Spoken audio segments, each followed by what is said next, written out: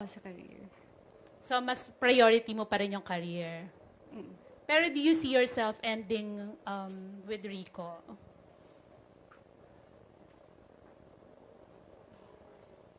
Ay, yeah. Oh, but, ay, sorry. Nagiging emotional ka. Sorry. Would you like to say something?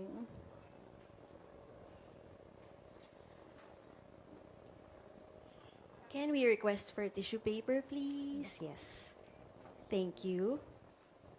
Yes, I will get it from here. Okay. Maurice, have some. There.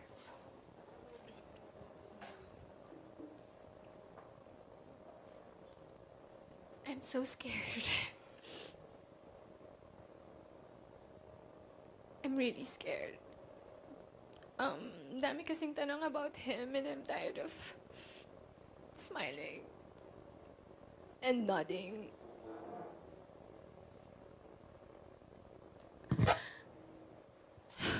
I'm so scared because if I announce it, then it's real.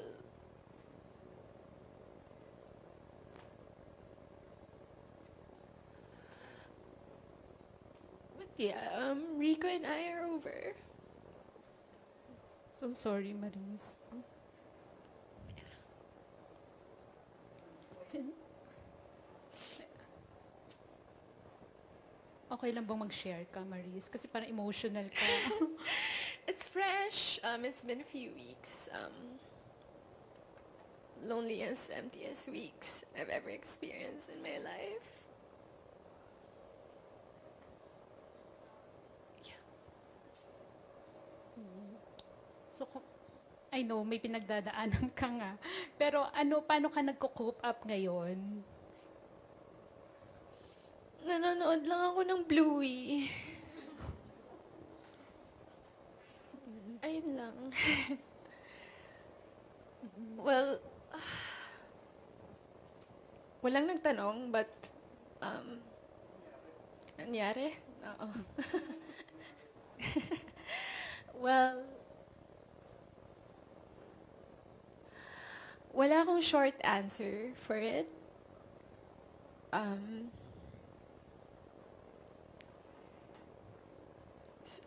Hindi ko rin siya malabas ng isang statement lang kasi hindi ganun kadali. Hindi ganun kadali.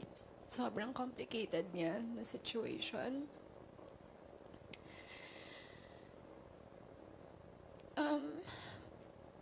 Rico and I, our universe was so beautiful. It was so full of love, laughter, music, everything. It's spontaneity, everything. Sa 5 years namin together, we were always on the same page. Always on the same page. But I don't know what happened to me. Maybe I turned to the next page and saw a new perspective sa life. I had visions of who I want to become, how I want to evolve. I'm so curious about the world. And the truth is, I am going through changes. And alam naman natin yun, change is either good or bad. But what I hate about change is that it's inevitable. Di mo siya matatakasan.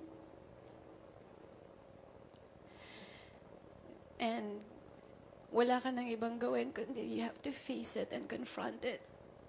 Because it's been in the back of my head.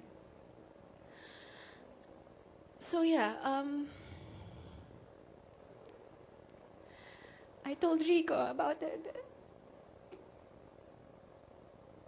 I told him my problems, my issues sa buhay.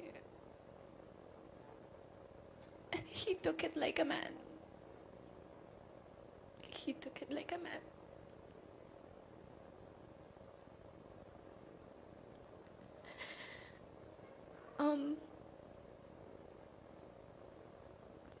was a very difficult talk because I love him so much. I love him and he loves me, but I have so many questions about my life and how will I go on sa buhay with him when I have so many questions about me, my sense of self. It was so difficult. But it was a very polite separation. Up to the very end of our relationship, it was still full of love, full of understanding. And Rico is one of a kind.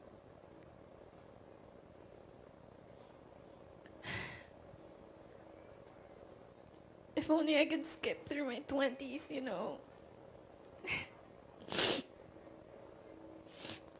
But I can't. I have to face it. I have to